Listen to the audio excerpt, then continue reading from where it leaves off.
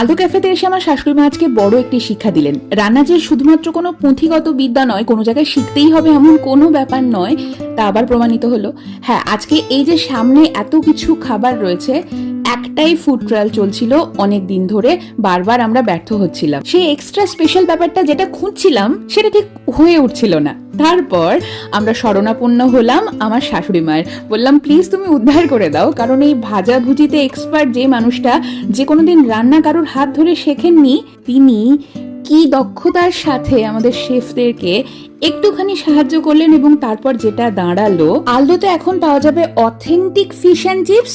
এই যে প্রচন্ড ক্রিস্পি, মুখে কুড়মুড় করে ভেঙে যাবে।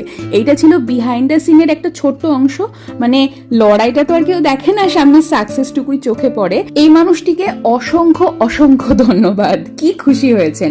আর আমাদের সেই দ্য ওয়াল অফ ফ্রেন্ডশিপের কথাটা মনে আছে তো, সেখানে কিন্তু ধীরে ধীরে জমা পড়ছে অনেক কিছু। বন্ধুরা আসছেন, সেলিব্রেট করছেন।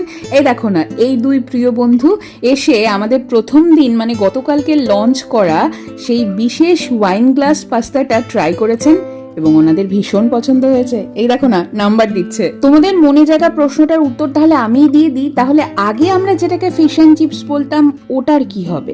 ওটাও থাকছে, আর এই নতুন ফিশ অ্যান্ড চিপসটা 3rd অগস্ট থেকে, মানে আজ থেকে পাওয়া যাবে। বুঝতে পেরেছো?